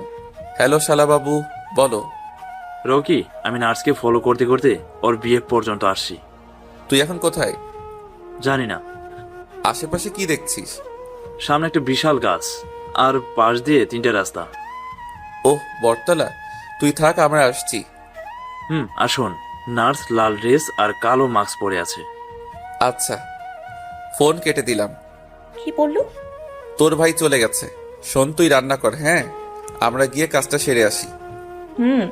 তবে তাড়াতাড়ি আসবি। আচ্ছা সোনা। তারপর উঠে তিশাকে তৈরি করে নিয়ে বটতলায় চলে আসলাম। এসে দেখি ওদের ৭২-এর যুদ্ধ চলছে। কিছুক্ষণ পর তা সমাপ্ত হলো, আর দুই পক্ষ দুই দিকে। থুক্কু ছেলেটা ওই দিকে চলে গেল, আর মেয়েটা এইদিকে চলে আসলো। আমরা সবাই লুকিয়ে পড়লাম। আমাদের সোজা আসা মাত্রই আমি কাপড় দিয়ে ওর মুখ বেঁধে ফেললাম, আর তিশা ওর জায়গা মতো হাঁটতে লাগলো। বটতলার পাশে একটা ভাঙা বাড়ি ছিল। নার্সকে সেখানে নিয়ে গেলাম, আর একটা টেবিলে বসিয়ে হাত পা বেঁধে মুখ খুলে দিলাম। কে তোমরা? আর আমায় এভাবে তুলে আনলে কেন? কথা আসতে বলো। কে তোমরা? আমার কাছে কি চাও? আমায় তুমি চিনবা না, কিন্তু আমি এই গ্রামের ছেলে। তো আমার কাছে কি চাও? কিছু না, শুধু দেখছি একটা মানুষ হয়ে একটা মানুষকে কেমনে মারে। আমরা কাউকে মারিনি। আমি কি মারার কথা বলছি? না, তাহলে বললা কেন? এমনি। আমায় ছাড়ুন বলছি, আমার আজ মন ভালো নেই। সেই জন্যই তো আনলাম, নয়তো এখানে আপনাকে আনতে অনেক কষ্ট করতে হতো। কেন আনলেন? আর কি চান? আজ পর্যন্ত যত মানুষ মেরেছেন তাদের সবার জীবন ফিরিয়ে দেন। কি বলছেন এসব? আমি ঠিকই বলছি। অসুস্থ মানুষকে সুস্থ করার নামে আপনারা মানুষ মারছেন। না না, আমি কাউকে মারিনি। ওবাইদুল, বল। হোমিওপ্যাথি ইউজ করার টাইম আসছে, দে। এই নে। এই কি করছো? এতদিন অন্যদের যেভাবে মারছেন, আজ আপনাকে সেভাবে মরতে হবে। না, আমি মরতে চাই না। বেঁচে থেকে আরো মানুষের জীবন নিবেন, তাই তো? না না, ওদের কথা না শুনলে আমার বাবা মাকে ওরা মেরে ফেলবে। মানে? মানে ছোটবেলা থেকে আমার বাবা মা আমায় অনেক কষ্টে পড়াশোনা করিয়েছেন। আমার বাবা মার খুব ইচ্ছে ছিল আমায় খুব ভালো ডাক্তার করবে। আমিও মন দিয়ে লেখাপড়া করি আর ডাক্তারিতে চান্স পেয়ে যাই, কিন্তু টাকার অনেক প্রয়োজন হয়। আর সেই জন্য আমার বাবা মা আমাদের সমস্ত সম্পত্তি বিক্রি করে দেয়। তাও হয় না, তখন মাতব্বরের কাছে টাকা ধার নেয়। তারপর আমি ডাক্তারি পড়া শেষ করে যখন গ্রামে আসি, তখন মাতব্বর আমায় এই হাসপাতালে থাকতে বলে। গ্রামের হাসপাতাল বলে আমরাও রাজি হলাম, কিন্তু কয়েকদিন যাবার পর মাতব্বর আমায় এইসব খারাপ কাজ করতে বলে। আমি রাজি না হতে চাওয়াতে আমার বাবা মাকে ওরা কিডন্যাপ করে কোথায় যেন বন্দি করে রাখে আর মেরে ফেলার হুমকি দেয়। যখন আমি রাগ করে কাজ করতে চাই না, তখন আমার বাবা মাকে ভিডিও কলে দেখায় আমায়। তাদের কষ্ট আমি মানতে পারি না। তোমরাই বলো, যে বাবা মা এত কষ্ট করে আমায় ডাক্তারি পড়ালো, তাকে মেরে ফেলে কি করে আমি ভালো থাকি? বুঝতে পারছি। এবার কি করবি? আচ্ছা, তোমায় আমরা সাহায্য করব যদি আমাদের তুমি সাহায্য করো তো। করব, বলো। আগে বলো তোমার নাম কি? আমার নাম আশা। আচ্ছা, আসো। তোমরা যে এসব ওষুধ মানুষকে খাওয়াচ্ছ, তো এগুলো কোথা থেকে আসে? এসব ঢাকা থেকে আসে। দুদিন পর ওই ঔষধ আসার কথা, সেজন্য মাতব্বর সহ ডাক্তার আঙ্কেল হাসপাতালে নেই। যেদিন ঔষধ আসবে সেদিন শুধু থাকে। কোন রাস্তা দিয়ে ঢোকে? গ্রামে আসার একটা লোকাল পথ আছে, জঙ্গলের মধ্য দিয়ে। ওই রাস্তা দিয়েই আসে। ওখানে আমাদের কাজ করতে হবে। তখন আব্বু ফোন দিল, আমি রিসিভ করে সালাম দিলাম। কি খবর বাবা, সব ঠিকঠাক চলছে তো? হ্যাঁ আব্বু, ঠিক সময় এসে গেছে। এখন ডাইরেক্ট মিশন। আচ্ছা, আমিও তোদের বাসায় আছি। তারপর ফোন কেটে দিয়ে এভাবে দিন কাটছে। তিশাকে হাসপাতালেই রাখলাম, কারণ আশার উপর আমার পুরো বিশ্বাস এখনো হচ্ছে না, তাই ওকে আমাদের সাথেই রাখলাম। 2 দিন কেটে গেল, কিন্তু তিশাকে কেউ চিনতে পারেনি। সব খবর আমায় দেয়, আর আমি সেগুলো পুলিশকে দেই। আজ সকালে তিশা ফোন করে বলল আজ নাকি ঔষধ আসার কথা। আমিও তৈরি হলাম। ওবাইদুল সহ গ্রামের আমার চেনা কয়েকজন ছেলেকে নিয়ে সেই জঙ্গলে চলে আসলাম। আমরা আমাদের পজিশন মোতাবেক থাকলাম। এখন শুধু গাড়ি আসার অপেক্ষা। একটু দূরেই দেখলাম একটা গাড়ি আসছে, তখন সবাইকে অ্যালার্ট করে দিলাম। রাস্তাতে পাথর রাখছিলাম, তাই গাড়ি ওখানে এসে থেমে গেল। ড্রাইভার নেমে এসে পাথর সরাতে যাবে, তখন আমি এসে ওকে ধরে নিলাম। গাড়িতে শুধু ও একা ছিল। আমরা ভাবছিলাম অনেক লোকজন থাকবে। যাই হোক, ড্রাইভারের হাত মুখ পা বেঁধে গাড়িতে ফেলে রাখলাম। গাড়ি চালিয়ে নিয়ে অন্য জায়গায় সরিয়ে রেখে পাতা দিয়ে ঢেকে দিলাম, যাতে কেউ দেখতে না পায়। সবাইকে টাকা দিয়ে দিলাম। সবাই চলে গেল। আমি আর ওবায়দুল হাঁটতে লাগলাম। তখন আমার ফোনটা বেজে উঠল। হাতে নিয়ে দেখে অচেনা নম্বর। ভাবলাম হয়তো পুলিশরা ফোন করছে, তাই রিসিভ করলাম। নিজেকে খুব চালাক ভাবিস, তাই না? কে আপনি? এখন চিনবি না, সময় হলে ঠিকই চিনবি। কণ্ঠ মাতব্বরের মতো লাগছে। মাতব্বর? বাহ বাহ, তোর বুদ্ধি আছে, মানতে হবে। এত সহজে চিনে ফেললি? তোর মতো জানোয়ারকে কি করে ভুলি? এখন জানোয়ারের হাতে তোকে মরতে হবে। জানোয়ারের হাতে মানুষ মরে না, মানুষ জানোয়ারকে মারে। বাহ বাহ, বুদ্ধির সাথে সাথে ডায়লগও তো বলতে পারিস ভালোই, কিন্তু আফসোস বুদ্ধির মতো এটাও কোনো কাজ করবে না। মানে? কি ভেবেছিস আসলটার জায়গায় নকলটা পাঠাবি আর আমরা কিছু টের পাবো না? কি? সত্যি বলতে টের পেয়েছিলাম না, কিন্তু আজ তো সেই নকল আশা আমার হাতে। মাতব্বর, ওর যদি কিছু হয় তাহলে তোকে আমি ছাড়বো না। না না, কিচ্ছু হবে না। তোর সাথে আরো কয়েকজন আছে, কিন্তু তারা কোথায়? তোকে আমি ছাড়বো না। নিশ্চয় বাড়িতে আছে। আচ্ছা, বাড়ি থেকে একটু ঘুরে আসি, কি বলিস? এই এই, একদম আমার বাসায় যাবি না। টুট টুট টুট করে কেটে গেল। কি হয়েছে রে? সর্বনাশ হয়ে গেছে। মাতব্বর সব বুঝে গেছে। মানে? হ্যাঁ, তুই আশার কাছে যা, আমি রানীর কাছে গেলাম। তারপর দিলাম দৌড়, কিন্তু পথ যেন শেষ হচ্ছে না। বিপদ আসলে সব দিক থেকে আসতে লাগে। অনেক দৌড়াদৌড়ি করে বাসে আসলাম। এসে তো আমার মাথা খারাপ হয়ে গেল। বাড়ি একদম খালি। রান্নাঘরে দেখি সন্নি, ডাবু হাতা সব মাটিতে পড়ে আছে। তখন আবার ফোন আসলো। হ্যালো। কি, পারলি না তো? আহা, পারবি কেমনে? ওই দেওয়ার মাতাব্বরের সাথে টেক্কা দেওয়ার মতো মানুষ আজও জন্ম নেয়নি। তুই তো কোথাকার কে? এই টাইগার যতই ছোট হোক, বনের সবার উপরে কিন্তু টাইগারই থাকে। সিনেমার ডায়লগে কোনো কাজ হবে না। শোন, গুন্ডা যতই বড় হোক না কেন, সমাপ্তি কিন্তু হিরোর জয় দ্বারাই হয়। তুই যতই বড় হোস না কেন, আমি তোকে শেষ করেই ছাড়ব। এসব শুনে আমার ঘুম পাচ্ছে। আচ্ছা, এটা বল, তোর নায়িকা কোনটা? ডাক্তারনি নাকি রাধুনি? এই, ওদের গায়ে হাত দিলে তোর হাত ভেঙে দিব। সাহস থাকলে খুঁজে বের কর। শিকারি কিন্তু শিকার খুঁজে নিয়েই করে। আয় দেখা যাক কে কাকে শিকার করে। তোর এত করে বলাতে আমি না এসে পারলাম না। আমি মাতব্বরের সামনে হাজির হলাম। এ কি করে সম্ভব? তুই এখানে কি করে আসলি? তোর কি মনে হয় তোকে আমি সিনেমার ডায়লগ শোনাচ্ছিলাম? আরে পাগলা না, তোর লোকেশন বের করছিলাম। এসে যখন পড়েছিস তো আজ এখানেই মরবি। বাঁচা মরা আল্লাহর হাতে। তুই কে বে? তাকিয়ে দেখ আমি কে। আমি পাশে তাকিয়ে দেখি রানীকে ওরা বেঁধে রাখছে। সাথে তিশা, আশা আর ওবায়দুলও আছে। কি করব বুঝতে পারছি না। ঝগড়া তোর আর আমার। এদের কেন ধরছিস? আমার একটা বদ অভ্যাস আছে, যাকে মারি তার একদম গোড়া পর্যন্ত মারি। কিন্তু একবার ভুল করছিস, আর সেই ভুলের জন্য আজ তোকে মরতে হবে। এই দেওয়ার মাতাব্বর কোনো ভুল করে না। আমি এবার মুখ থেকে দাড়ি মোচ খুলে দিলাম। তুই? হ্যাঁ, আমি তোর জম হয়ে আসছি। হ্যাঁ, ভুল করেছি, অনেক বড় ভুল, কিন্তু আজ আর করতে চাই না। এই তোরা মার ওকে। তখন চারপাশ থেকে ওর লোকেরা আমায় ঘিরে ধরল। প্রথম ওদের ঠেকাতে পারলেও একা এদের সামলানো করা সম্ভব না। তবুও হাল ছাড়িনি। হঠাৎ পিছন থেকে কে যেন আমার মাথায় রড দিয়ে জোরে বাড়ি মারল।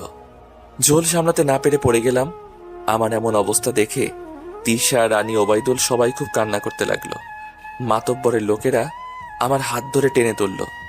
কিরে, খুব তো বলেছিলি তুই নাকি টাইগার, তো কি হলো টাইগারের? আমি কানে একটু শুনতে পাচ্ছি, কিন্তু মাথা প্রচন্ড ব্যথা। মাথার পিছনে রক্ত বয়ে যাচ্ছে। এই টাইগারের আশিকে আমার দেখার খুব ইচ্ছে। কে গো ওর প্রেমিকা? না, কেউ না। বলছি, এই রকির প্রেমিকা কে? কেউ না বললে রকির লাশ দেখবে সবাই। রানী কান্না করতে করতে বলল, না, রানীর গায়ে হাত দিবি না। এই চুপ, তোর প্রেমিকার সাথে আমি একটু গল্প করব, একদম ডিস্টার্ব করবি না। তোকে আমি ছাড়বো না। কে ছাড়বে তুই? কি করতে পেরেছিস? গ্রামে রাজ করার জন্য মাতব্বর সহ তার পরিবারকে খুন করেছি, শুধু একজনকে বাদে, তার মেয়ের সম্পত্তির হাসিলের জন্য। আর তার হাসিল করার পরে তাতেও তার পরিবারের কাছে পাঠিয়ে দিয়েছি, আর আমি হয়ে গেলাম গ্রামের মাতব্বর। এরপর গ্রাম ফাঁকা করার জন্য হাসপাতালের নামে মৃত্যুর কারখানা তৈরি করি। আর আস্তে আস্তে গ্রাম ফাঁকা হতে থাকে, এক সময় ফাঁকা হয়ে যাবে। ঠিক তখনই আমি মোটা অঙ্কের টাকার বিনিময়ে বিক্রি করে দেব, তারপর হয়ে যাব বিশাল ধনী। তোর এই আশা কোনোদিন পূরণ হবে না। ঠিক এর মধ্যে আশা আর তার বাবা মা আমার বিরুদ্ধে দাঁড়িয়েছিল, তাই তাদেরকে নিয়ে যে গ্রামের বাইরে গুহার বন্দিতে রাখি। আর তুই তো আমার প্ল্যানে হাত দিয়ে ফেলেছিস, তাহলে ভাব তোকে কি করব। অন্যায় করে অন্যের হক অনেক খেয়েছিস, কিন্তু আর না। তুই আমার কিচ্ছু করতে পারবি না, যা তো, আমি তোর নায়িকার সাথে একটু এটা ওটা করি। এই, ওই চুপ। মাতব্বর রানীর সামনে গেল। আমার মাথায় তো রক্ত উঠে গেল। রানীর বুকে হাত দিতে যাবে, তখন আমি লাফ মেরে উঠেই বাঁশ তুলে নিয়ে হাতে বসিয়ে দিলাম বাড়ি। বাড়ি পড়াতে মাতব্বর হাত ছাড়তে লাগলো, আর ওর চেলারা এসে আমায় ধরে নিল। মাতব্বর রাগী কণ্ঠে চিৎকার করে হাতে গান তুলে নিয়ে আমার সোজা টার্গেট করলো। না, ওকে মারবেন না, দয়া করুন, আমায় মেরে ফেলেন, তবু রকিকে মারবেন না। বাহ বাহ, এত প্রেম। ওকে ঠিক আছে, তাহলে দুজনকেই মারবো, তবে আগে লাইলাকে মারি, তারপর মজনুকে মারবো। না, ওকে মারবি না। না, আমায় মারেন, কিন্তু দয়া করে ওকে মারবেন না। চুপ কর তোরা। মাতব্বর রানীর দিকে টার্গেট করলো আর গুলি ছাড়বে, এমন সময় মাতব্বরের হাত থেকে গান পড়ে গেল। কি হলো কিচ্ছু বুঝলাম না, তবে একটা গুলির আওয়াজ পেলাম। তাকিয়ে দেখি মাতব্বর হাত ধরে বসে পড়ল, আর ওর হাত থেকে অজরে রক্ত পড়ছে। পিছনে তাকিয়ে দেখি আব্বু, রিপা সহ পুলিশের বাহিনী হাজির। পুলিশেরা মাতব্বর আর ওর চেলাদের ধরে নিল, আর রিপা দৌড়ে গিয়ে সবার হাত পা খুলে দিল। রানী হাত পা খোলা পাওয়ার সাথে সাথে দৌড়ে এসে লাফ দিয়ে আমায় জড়িয়ে ধরল। দুই গালে হাত দিয়ে কপালে, মুখে, গালে চুমু দিতে লাগলো। রানী, তুই ঠিক আছিস তো? আমি খুব ভয় পেয়ে গিয়েছিলাম রে। কেন? আমি মনে করছি তোকে আর কোনোদিন পাবো না। আরে কাঁদিস কেন? এক আল্লাহ ছাড়া তোর কাছ থেকে আমায় কেউ কেড়ে নিতে পারবে না। তোকে ছাড়া আমি বাঁচবো না রে। পাগলি, আমিও তোকে ছাড়া বাঁচবো না। তুই আমার সব। এবার ছাড়, আব্বু আছে তো। রানী আমায় ছেড়ে দিয়ে দূরে গিয়ে দাঁড়ালো। তখন পুলিশ অফিসার আমার কাছে আসলো। Mister Rocky, thanks for everything. সময়মতো আমাদের কল দিয়ে সবকিছু শুনেছেন। আপনাদেরকেও ধন্যবাদ, আমাদের আর এই গ্রামকে বাঁচানোর জন্য। এটা তো আমাদের কর্তব্য ছিল। জি। রকি, তোদের আমি ছাড়বো না। কে কাকে ছাড়বে না সেটা পরে দেখা যাবে, এখন বাকি জীবনটা জেলখানার ইটবালে গুনে গুনে কাটা। পুলিশ মাতব্বরকে ধরে নিয়ে চলে গেল। তুই ওদের ফোন কখন করছিলি? আমি যখন এখানে আসি তখন ফোন দিয়ে পকেটে রেখে দিয়েছিলাম, তাই মাতব্বরের সব কথা শুনে নিচ্ছে। ও। দূরে তাকিয়ে দেখি আশা বসে কান্না করতেছে। আমি কয়েকজন পুলিশকে ডেকে বললাম আশার বাবা মাকে যেন ওই গুহা থেকে উদ্ধার করে। তারপর আমরা আমাদের গ্রামের বাসায় চলে আসলাম, সঙ্গে আশাকেও আনলাম, আর আব্বু আছে। বাসায় এসে রানী এক টুকরো কাপড় দিয়ে আমার মাথাটা বেঁধে দিল, আর আশা কোথায় যেন চলে গেল। তিশা, তোমার কিছু হয়নি তো? না, আমি ঠিক আছি, শুধু একটু হাতে পায়ে ব্যথা। তুমি শুয়ে থেকে বিশ্রাম করো। এটা কার বাসা রকি? এটা আমাদের বাসা। এখানে আমি, আব্বু আর আম্মু থাকতাম। আব্বু, একটা কথা বলতাম। বল না, কি বলবি? বলছিলাম যে এই গ্রামের হাসপাতালটা সরকারি দিতে পারতে। এ আবার তেমন কি কাজ? আমি উপরে কথা বলে সব ঠিক করে দেব, আর এখানে যা যা সমস্যা আছে সব। ধন্যবাদ আব্বু। ধন্যবাদ তো তোকে দেওয়ার দরকার নেই। ওসব বাদ দাও, রানী রান্না করছে, খাওয়া দাওয়া করে রাতে ট্রেনে রওনা হব। আরে রকি, আর কটা দিন থেকে যা। না আপু, কাজ আছে। কাজ তো সবসময় করিস। আপু, আমি না গেলে আব্বু একা অফিস চালায় আর আম্মু একা বাসায় থাকে। আমায় এই কয়দিন না দেখতে পেয়ে কি যে করছে। যা, কাজ নিয়েই পড়ে থাক। আরে রাগ করছো কেন? সময় করে আসবো। তারপর সবাই মিলে খাওয়া দাওয়া করে নিলাম। আশা মনে হচ্ছে হাসপাতাল থেকে আসলো, সাথে ব্যান্ডেজ বক্স আনছে আর আমায় রিমান্ডে নিল। এরপর মাথার কাপড় খুলে ব্যান্ডেজ করে দিল। আব্বু, বড় ডাক্তার তো আমাদের সাথেই আছে। তাই তো দেখছি। ভাইয়া, কি? আমি অমন কাপড় বাঁধা শিখবো, তখন যে কোনো ছেলেকে বেঁধে দিব। বুঝতে আর বাকি রইল না বাসটা কাকে দিল। আশা, ধন্যবাদ। বাদর, রাক্ষস, হারামি, থাক। রাগে গজগজ করতে করতে রানী ঘরের ভিতরে চলে গেল। রানী শোন, এর আবার কি হলো? ওদের দুজনকে নিয়ে আর পারি না। ও বুঝেছি, ওবাইদুল ভাই, রানীকে তাড়াতাড়ি বিয়ে দেন, তাহলে বেঁচে যাবেন। কেমন মেয়ে, খাবার রেখে উঠে চলে গেল। রানীকে রাগিয়ে মজাও হচ্ছে, আবার একটু কষ্ট হচ্ছে। নিশ্চয়ই ঘরে কান্না করতেছে। আমি খাবার প্লেট নিয়ে ঘরে গেলাম। কে বলে মিশা কথা? যা ভাবছিলাম তাই, বসে থেকে কান্না করতেছে। তাই তো বলি, হঠাৎ এমন বুকে ব্যথা কেন হচ্ছে? তুই কান্না করছিস তাই? যা, তুই চলে যা। আরে পাগলি, সব বিষয় তো সিরিয়াসলি মানে সত্যি সত্যি ভাবিস কেন? জানি না। আরে আমি তো শুধু তোকে রাগানোর জন্য বলছি। আমায় রাগিয়ে তুই খুব মজা পাস, তাই না? জানি, আমি কষ্ট পেলে তোর খুব মজা হয়। আরে রে, ইমোশনাল ব্ল্যাকমেইল করো না গো, জানো? নাও, খেয়ে নাও। না, খাবো না। খা বলছি। তাইলে তুই এমন করিস কেন? আর করব না, হা কর। হুম। ওহ, মেয়েদের রাগ ভাঙানো যে কতটা কঠিন তার রানীকে না দেখলে বুঝতাম না। একটুতেই রাগ, একটুতেই রাগ। কিছুক্ষণের মধ্যে পুলিশের আসার বাবা মাকে নিয়ে চলে আসলো আর আমাদের থেকে বিদায় নিয়ে ওদের বাসায় চলে গেল। খাওয়া দাওয়া করে সবাই বসে আছি, একটু পর রওনা হব। তখন আমি রানীর কাছে এসে বললাম, রানী বল। আশা দেখতে কেমন রে? তুই জেনে কি করবি? বল না প্লিজ। ভালো। বিয়ের প্রস্তাব দিব।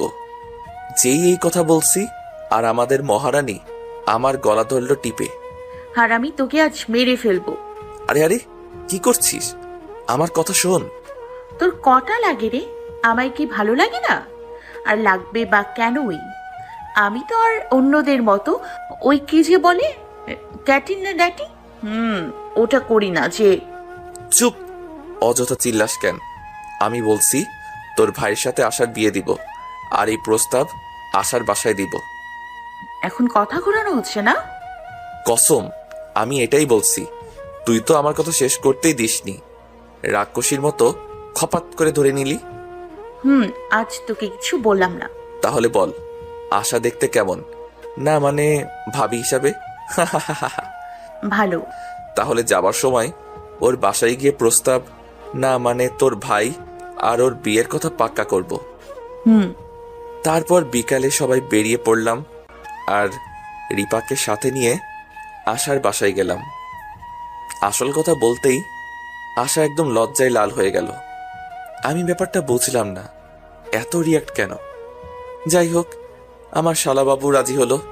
তবে আমার বউয়ের বিয়ে মানে আমার সাথে বিয়ে দিয়ে তারপর আমার শালাবাবু বিয়ে করবে, সবাই সেটাতে রাজি হলো। ও নো, কি প্রেম! আমাদের থেকেও বেশি প্রেম। আমি রানীর চোখ ধরে সরিয়ে আনলাম। তারপর রাত 10টার ট্রেনে উঠে ঢাকার উদ্দেশ্যে বের হলাম। ট্রেন তার নিজ গতিতে চলছে। আচ্ছা, আমি একটা কথা বুঝলাম না, আশা এত লজ্জা পেল কেন? তাতে তোর কি? তোকে কেন মাথা ঘামাতে হবে? কিছু একটা তো আছে। সাধারণত মেয়েরা তার মনের মানুষকে পেলে বেশি লজ্জাবতী হয়। তার মানে ওবাইদুল। কি? কিরে শালা, তলে তলে টেম্পো চালাও আর আমরা জানি না? আরে কি বলছিস? ওই, তুই আমার ভাইয়ের উপর দোষ কেন দিচ্ছিস? আরে আমায় ফাঁকি দিতে পারবি না? আসলে তোদের কেমন করে বলবো এটা ভেবে পাচ্ছি না। দেখ রাক্ষসী দেখ, শুধু আমি টেম্পো চালাই না। কিন্তু তুই কেমনে জানলি? আশা আমায় বলছে তুই নাকি বলতে ভয় করছিস, তাই আমায় গোপনে সব বলে দিছে। তুই কি কোনোদিন ভালো হবি না? আমি কি করনো? ওই ওই, মেয়েদের সাথে গোপনে কথা বলার সাহস কোথায় পেলি বল? আরে ও বলল ওর নাকি কিছু বলার আছে, তাই তো। এখন কোনো মেয়ে এসে যদি বলে তোমার সাথে কিছু করার আছে, তাহলে চলে যাবি। মাথা খারাপ? আমি এমন ছেলেই না। তুই কেমন ছেলে সেটা আমার খুব ভালো করে জানা আছে। 1 নম্বর লুচ্চা। কি বললি? হ্যাঁ, 1 নম্বর লুচ্চা। তোর মাথা, সব খালি আমার দোষ। থাক তুই, আমি খারাপ, আমার কাছে আসতে হবে না। আমি উঠে চলে আসলাম। তোর কি ঝগড়া না করলে চলে না? ও এমন করে কেন? ও কি করেছে? তুই ওকে যেমন ভাবছিস ও মোটেও তেমন ছেলে না। হ্যাঁ মানছি ও মেয়েদের সাথে কথা বলে, কিন্তু অন্য কোনো মতলব নেই। ও কাউকে বোন ডাকে, কাউকে আপু ডাকে, আবার কাউকে খালা ডাকে। ওর ডাকার কোনো শেষ নেই। কাউকে কাউকে তো জানু ডাকেও। চুপ! তুই ওকে বিশ্বাস করতে পারলি না? ও তোকে কতটা ভালোবাসে তুই নিজেও জানিস না। তোকে খুশি রাখতে ও কি না করে। ভাই চুপ কর তো, ওই লুচ্চার কথা বলবি না। হ্যাঁ, তোর কপাল ভালো যে ওর মতো ছেলে তোকে ভালোবাসে, কিন্তু তুই বুঝলি না, বুঝবি না। যখন বুঝবি তখন ও থাকবে না। মাথা বুঝবো, আমি ঘুমালাম। এদিকে আমি অন্য একটা জায়গায় চলে আসলাম। এসে দেখি কয়েকটা মুরব্বি বসে আছে আর তাদের পাশে একটা সিট ফাঁকা আছে। আমি আব্বুর কাছে গেলাম, ব্যাগ থেকে একটা কাঁথা এনে গায়ে দিয়ে কানে হেডফোন লাগিয়ে শুয়ে পড়লাম। ট্রেন চলতেই আছে। অনেক রাতে রানীর ঘুম ছুটল। উঠেই এদিক ওদিক দেখতে লাগলো। তখন তার সব মনে হলো আমি ওর সাথে ঝগড়া করে চলে আসছি। ওখান থেকে উঠে আমায় খুঁজতে লাগলো, আর আমি তো কানে হেডফোন লাগিয়ে দেদারসে ঘুমাচ্ছি। হঠাৎ ঘুম ছুটল। বুকের উপর ভারী ভাব অনুভব করলাম। কাঁধ হতে চেয়েও পারছি না। ওই ওই, কাঁধ হোস না, আমি পড়ে যাব। চোখ খুলে তো অবাক। রানী তুই? চুপচাপ যেভাবে আছিস ওভাবেই থাক। আরে আমার একটা হেডফোন হাইজাক। আমার ক্যাথা কই? আমার পিঠের উপর। ওঠ বলছি। না, উঠবো না। আও ভাবি, লাগছে তো, ওঠো। উঠবো না। কেউ দেখলে ঝামেলা হবে। পর্দা দেয়া আছে, সবাই দেখলে বুঝে যাবে এটা গোপনীয়। ওঠ বলছি। মোটকি কথাকার। আমায় মুটকি বললি? সবাই তো আমায় চিকনি বলে খ্যাপায়। শর্ত? একটা কথা কয়বার বলতে হয়? কানে শুনিস না নাকি? আরে আমার জরুরি পেয়েছে। আমি থাকলে কিচ্ছু হবে না। বাদরনি, আমার হিসু লাগছে, সর। কি লজ্জা ছাড়া মেয়ে রে বাবা। আমি রানীকে সরিয়ে অন্য সিটে রাখলাম। যাক বাবা, বাঁচলাম। উফ, ফাঁকি দিয়ে রানীকে সরালাম। বাকি রাস্তাটা দুজন গল্প করতে করতে চলে আসলাম। ঢাকায় আসতে আসতে সকাল 9টা বাজলো। বস্তিতে না উঠে সোজা আমাদের বাসায় চলে গেলাম। রানী আর ওবায়দুল বস্তিতে যেতে চাইল, কিন্তু আমি যেতে দেইনি। বাসায় এসে সালাম দিলাম। আম্মু আসলো। আম্মুর সাথে কথা বললাম। আব্বু রুমে চলে গেল। এরা কারা রে? এর নাম ওবায়দুল, আমার বন্ধু, আর ওর নাম রানী। ওটা কে তোর, বললি না তো? আম্মু? বুঝে গেছি, খুব মিষ্টি মেয়ে। হুম। আরে তোমরা দাঁড়িয়ে কেন, বসো। আরে তোরা বস। তোরা গল্প কর, আমি নাস্তা আনছি। রানীকে ধরে বসিয়ে দিলাম। রানী তো বাড়িটার দিকেই তাকিয়ে আছে। তুই এত বড় বাড়িতে থাকিস? তোর আম্মু আমায় দেখে কি বললো রে? বলল উনার হবু বৌমা খুব মিষ্টি। হ্যাঁ। এত বড় বাড়িতে কি তোরাই থাকিস? না, আরো অনেক কাজের লোক আছে, তারাও থাকে। তারপর আম্মু নাস্তা নিয়ে আসলো। নাও নাস্তা করো। জি। মা, তোমার নাম কি? আমার নাম রানী। রানী? খুব সুন্দর নাম তো। জি। আমার বাদর ছেলেকে বুঝি ভালোবাসো? রানী আমার দিকে তাকিয়ে মুচকি হেসে মাথা নিচু করে নিল। জি। বাবা, তোর পছন্দ আছে? হ্যাঁ, একদম লাখে একটা। দেখতে হবে না কার বাপ? তাই তো আমার বাপ, দেখতে হবে না? তারপর সকালের খাওয়া দাওয়া করে আমি গাড়ি নিয়ে রানী আর ওবায়দুলকে রেখে আসলাম। কয়েকদিন পর আমাদের বিয়ে হলো, খুব ধুমধাম করে হলো। বস্তির সবাই মিলে অনেক আনন্দ করলাম। বাসর রাতে আমি বিসমিল্লা বলে গুটি গুটি পায়ে এগিয়ে গেলাম। রানী এসে আমায় সালাম করলো। বেঁচে থাকো মা, বেঁচে থাকো। কি বললি? না না, চামড়ার মুখ চিলিপ কাটছে। লাঠি মেরে পুকুরে ফেলে দিল। তাহলে বাসর করবি কার সাথে? তাই তো। না না না না, মারমু না। এই তো আমার লক্ষ্মী বোন, থুকু বউ। রকি, আমার যেন কেমন লাগছে। এটা স্বাভাবিক লাগতেই পারে। এত বড় বাড়িতে, এত শিক্ষিত পরিবারে আমি কিনা অশিক্ষিত একটা মূর্খ বউ। আরে কি বলছিস? তোকে না নিষেধ করছি? কিন্তু তুই ভেবে দেখ, তোদের বড় বড় মানুষের সাথে ওঠা বসা, আর আমি তো ওসব কিছু জানি না। আমার জন্য তোদের কত সম্মান নষ্ট হবে। দেখ, তুই কিন্তু মায়ের খাবি। না, আমি এই বাড়ির বউ হয়ে কি এই বাড়ির সম্মান নষ্ট হতে দেখতে পারি বল? এটা কোনো ব্যাপার না, আমি তোকে সব শিখিয়ে দিব। কি শিখাবি? আগে আজকের ক্লাসটা করে নেই। হারামজাদা। আর কমু না। বাসরাতে কি হয় আমি নিজেও জানি না। শালার একটা জিএফ থাকলে তাও একটু হেল্প নিতাম, কিন্তু দুঃখের বিষয় সেটাও নাই। আজ এই পর্যন্ত, কাল আবার আসবেন। আপনারাও ভালো থাকবেন, সুস্থ থাকবেন। আজকের মতো বিদায় নিচ্ছি, ধন্যবাদ।